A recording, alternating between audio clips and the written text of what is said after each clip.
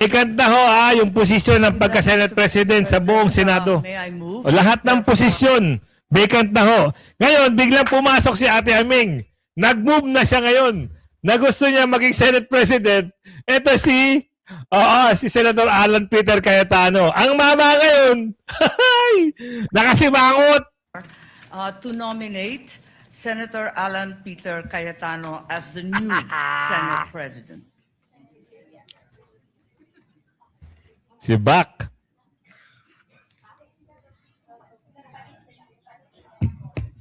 $13.92.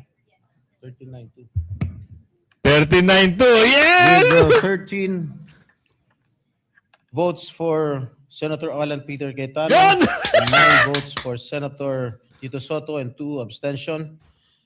Senator Cayetano is hereby elected as the new Senate President. Yay! Paktay kayo ngayon! Yes. Magandang morning everyone at hapon. Kung saan man kayo sa panig ng mundo, ito na ho ang hinihintay natin lahat. Si Bak, si Tutasen! Si Bak na ho ang mama. Sabi ko sa inyo papalitan ho ng pagka-SP.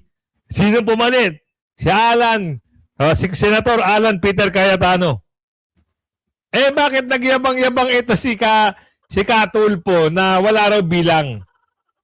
Tapos ito ngayon ang lumalabas. Aray ko! Woo! Hindi sila nakakuha ng boto para manatili ito si Tutasen sa pagka-Senate President. Oh! Ano nangyari? Iyakan to the move. Iyakan to the more. Si Bak na ho si Tutasen. Ngayon ho sa plenary, nagkabotohan na ho. Alamin natin ipasok na natin para hindi na ho tumagal ang usapan. Ito na. Mas maganda at mas malinaw na napalitan na ho ng kung sino yung mga dorobo yung mga walang kakwenta-kwentang SB. Ang mama nakasimangot, galit ata. Ayan, nakasalukuyan nag-uusap pa sila. May 11, 2026. Magkakaroon ho ng botohan dyan. At biglang pumasok, hingal na hingal, si Senador Bato dahil gusto niyang bumoto. Sinalubong kagad ni Ate Aming. Sa nagsasabing nagtatago, si Senador Bato, eto kayo, iyak kayo ngayon. Iyak kayo ngayon. Eto na ho. Ang katotohanan. Kaya panoorin nyo hanggang dulo ng ating video. Di na ako nakapag-intro sa tuwa ko magkakabutuhan dito, mga kasama. At tatapos lang ho ng butuhan dyan. Napaiyak si Senator Bato. Hingal na hingal Gusto siyang arestuhin siguro Huwag kayong salbahe. Yung mga gustong umaresto kay Senador Bato, huwag kayong salbahe. Napasugod si Senator Bato dyan para bumoto. Tandaan nyo ho yung mga mga senador. Tandaan nyo ho yung mga senador dyan na bumoto ng no. Kasi papalitan na nila si Tutasen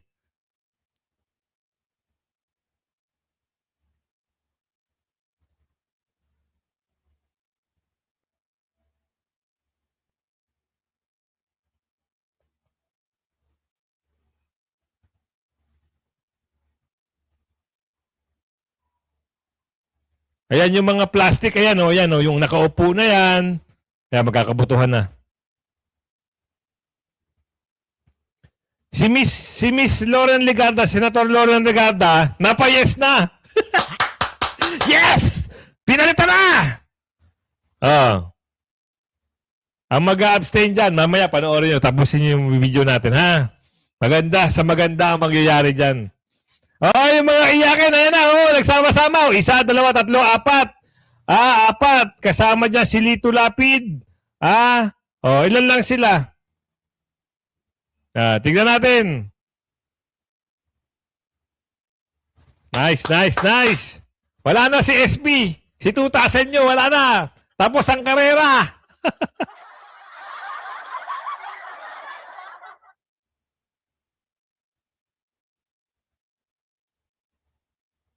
Napaluwa si, ano, si Senador Bato dyan.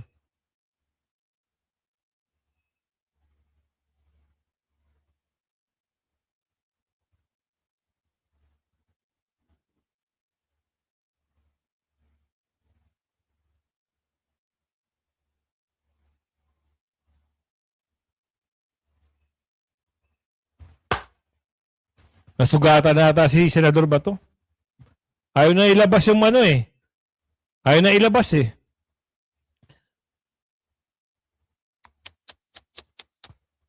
Galit na galit niya si Senador Bato. Hindi lang natin marinig. Talagang sobrang galit niya dyan.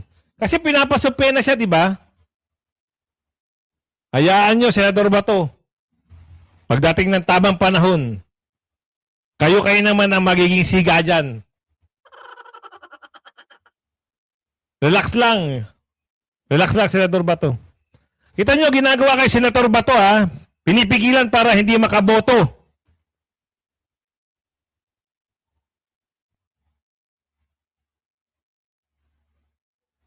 Bumoto muna tayo, bumoto muna tayo. Bumoto muna. Ganyan kasi ginagawa, ginigipit eh. Ginigipit ang mga kalyado. Kaya na, nag-uusap-usap na yung mga ano. Oh. 1, 2, 3, 4, 5, 6, 7. 7. 24 ang senador. Ha? 24 ang senador. Tingnan nyo yung mga plastic dyan kung ano yung boto nila.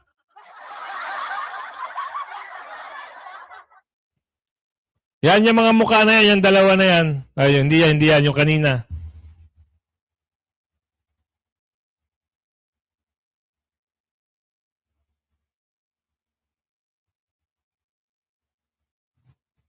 Hindi natin marinig pero gusto kong ipakita sa inyo natapos na ang karera. Finish na.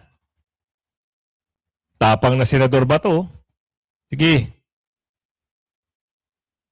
Sino aaresto?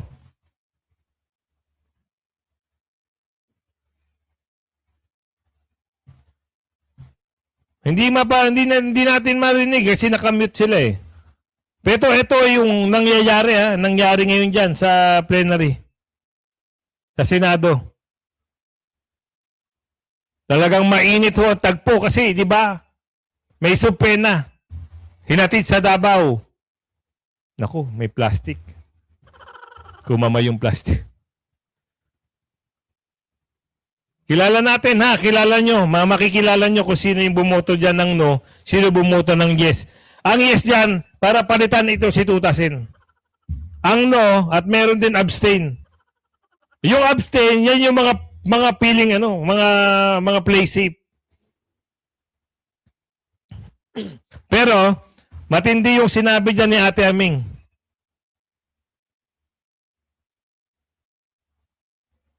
Kakaroon na ng ano diyan Di ba?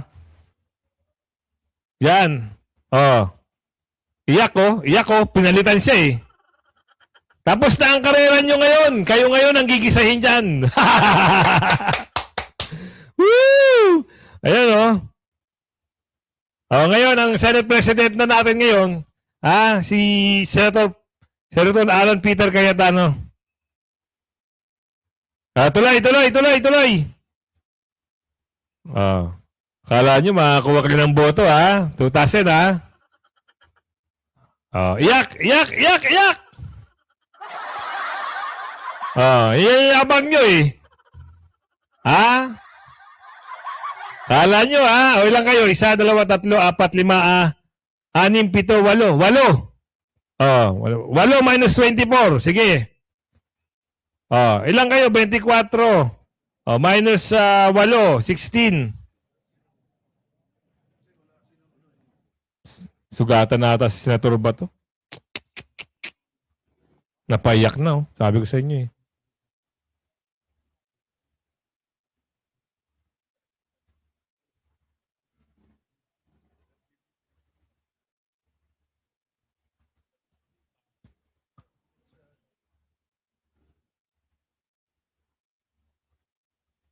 Galit. Si Senador Bato talaga.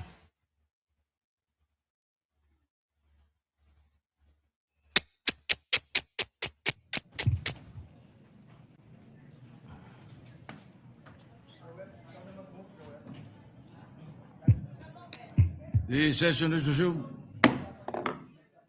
The Minority Leader. Yan, pakinggan nyo.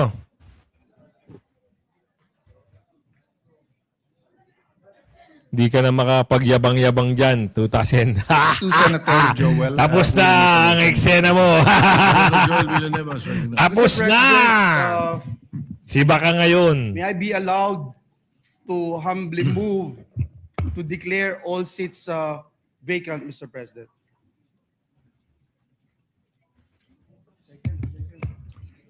What does the Majority Leader say? There is a motion to declare all positions vacant in the Senate. Mr. President, under our rules that takes precedence, we'll have to vote on it. We'll ask for a roll call vote for the motion of Senator Joel Villanueva. So a roll call vote is in order. The Secretary will conduct a roll call. Senator Francis Pangilinan is recognized before. Because once we start the vote, we cannot recognize Yes, Mr. anyone. President. Just a clarification as to seats or positions. Are we speaking of all positions? The motion is all positions vacant by. Which positions? Just for the record, Mr. President. All position na All nga eh. positions of elected, of the leadership. Okay. Thank you. Thank you, Mr. Kinakabahan si 2,000, no? The Secretary will conduct a roll call vote. The motion is to declare all positions vacant. A vote in agreement is a yes, and a no for the other side. Go ahead.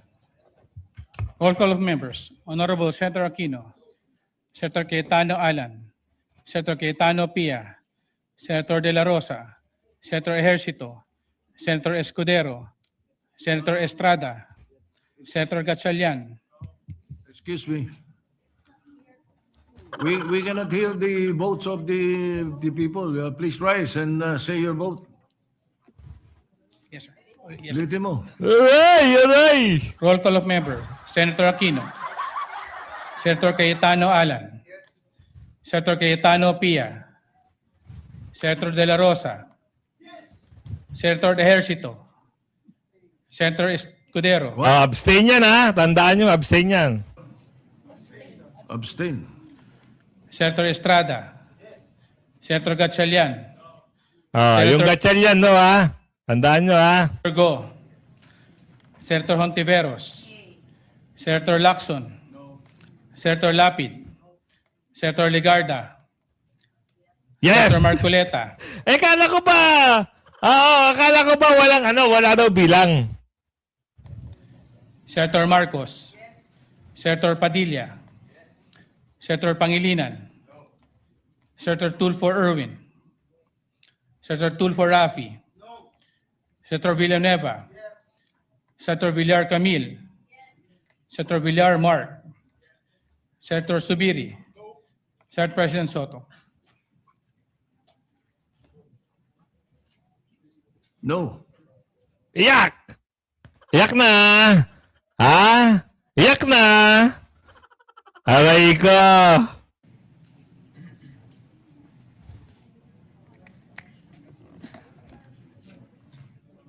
Si Mangot, oh. Si Mangot ang mama.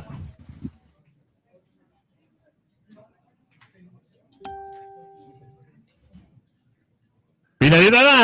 Napalitan na!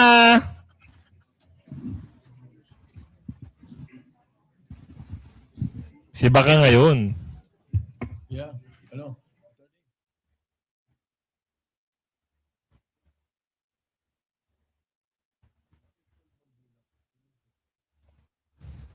Mahirap ba bilangin? Ha? Mahirap na ba bilangin? Tatanong lang ho kami. Baka nahihirapan na kayong bilangin. Ang nangyari dito? With 13 affirmative votes, 10 negative votes, and 1 abstention, the positions in all the positions in the Senate is hereby declared vacant. With that, Mr.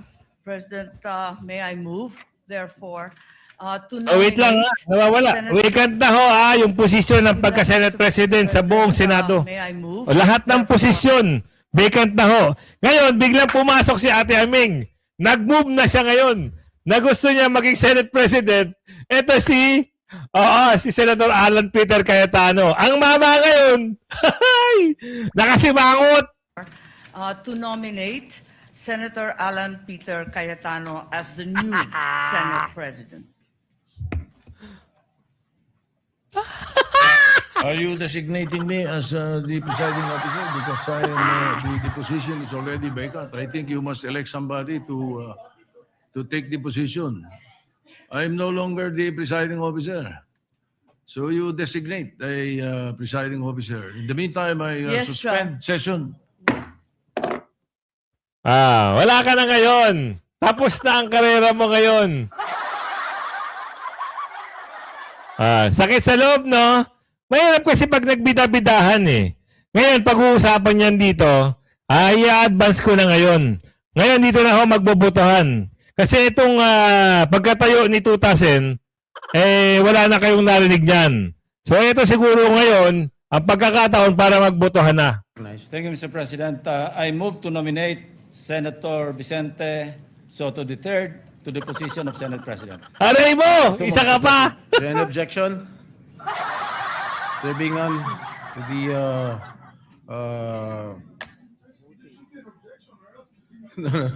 okay, we now proceed with the voting. Dalawa na. There are two nominations, There are Mr. two President. What we will do now candidates is for conduct the Senate voting, presidency. Mr. President.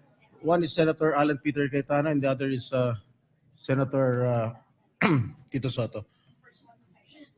Okay. Pwede na, mag-vote. Pursuant to Section 2 of the Rules of the Senate, we will now proceed with the roll call vote. Secretary, please. Roll call of members. Senator Aquino.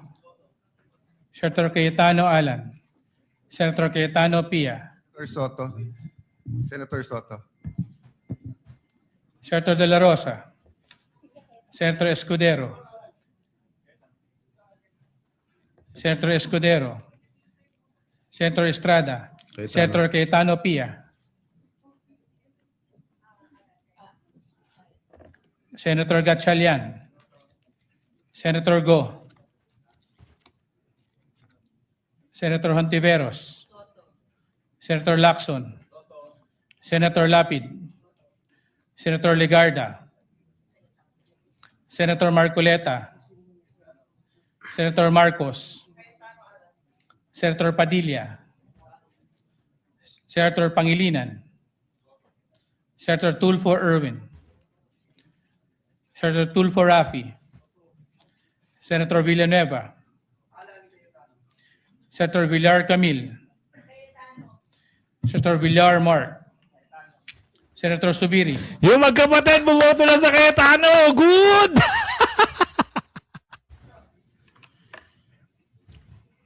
I would like to be an independent member of the Senate. Independent kayo eh. Umabalimbing na!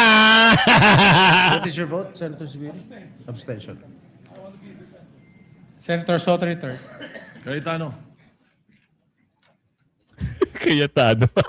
Galit!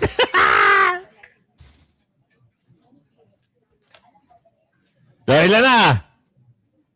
Yan ang maganda, napalitan na kagad.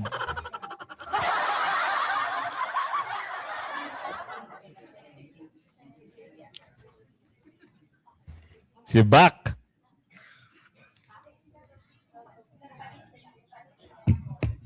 $13.92.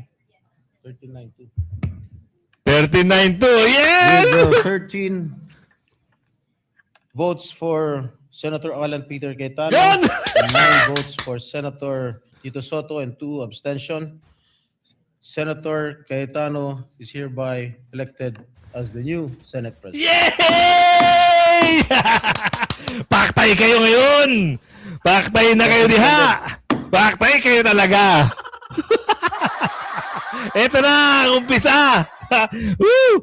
Ang impeachment ni Bibi Sara! Lusaw na! O, yung mga plastic ko, nakipagkamay, oh. Mga plastic! Mga plastic! Mga plastic! Nako, isa pa yan, oh. Woo!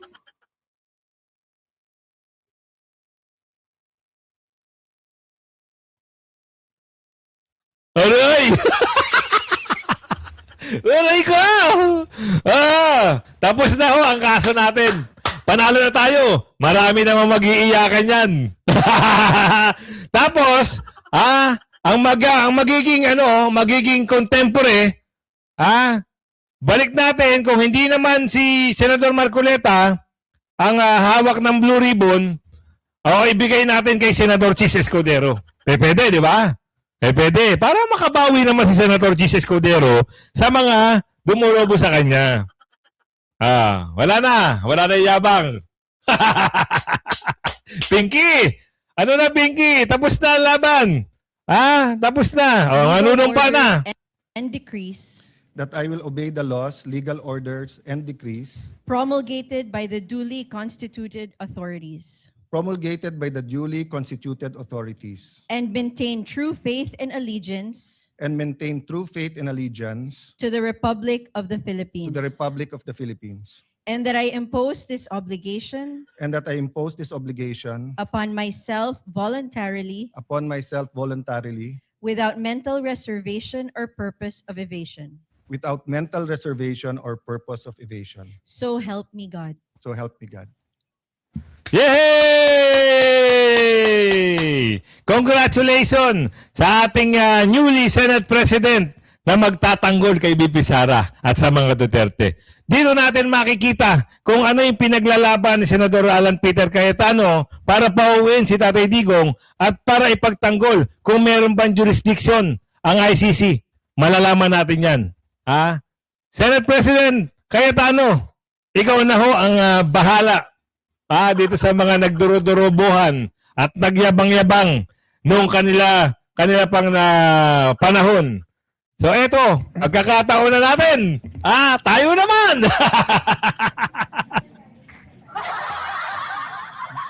For I know the plans I have for you, plans to prosper you and not to harm you, plans to give you hope in a future. Yan po ang nasa Jeremiah 29:11 na naging isa sa core na paniniwala ng aking pagkatao at pananampalataya. Gusto ko po si Propetang Jeremiah dahil siya po ay nirerespeto at pinaniniwalaan ng Muslim, Hudyo at Kristiyano. Sa mundo ngayon na in crisis, buong mundo na in crisis because of the US-Iran-Israel war, napakahirap minsan paniwalaan na may magandang plano. But I'm always reminded that though people may be liars, God never lies. Though we may be weak, He is strong. But we are reminded that if He has a plan, we have to do the right thing. So let me be explicit. Our job together, my job, is to serve you, dear senators, to serve this nation, to serve God above all, and to do what is right. Napakahirap kung tutuusin po ang dinadaanan ng henerasyon na to. Kagabi po, kausap ko po ang pamangkin ni Senator Jinggoy, anak po ni Jackie, si Manu. Nakita po niya ako ng 2006 or 2007 or 2008 nung binisita ko ang kanyang lolo. At sabi ko sa kanya, grabe pala pinagdaanan ng generation nyo. During Duterte's time, depending on your lens, it was a human rights crisis. If you're pro-Duterte, it's a crisis of drugs, where illegal drugs did not only steal lives, did not only steal dreams, but it wrecked communities. It wrecked our government. Of course, if you are from the anti-Duterte lens, the human rights crisis was in the extrajudicial killings. But after enjoying almost 9 years of unprecedented economic prosperity during the Aquino time to the Duterte time, inabot po tayo ng pandemic. So from the human rights crisis to a health pandemic crisis. Nagli-lift pa lang ang COVID, nangyari na po ang Ukraine-Russia conflict. So ito lang hindi na natin siguro patatagalin. Masaya tayo sa nangyari ngayon at napalitan na ito si Tutasin. So siguro, ito naman ang pagkakataon na para makabawi-bawi naman sa lahat ng mga pandudurobo sa mga Duterte. At expect na natin na hindi na hindi uusad ang impeachment sa Senado. Iyak mga congressman.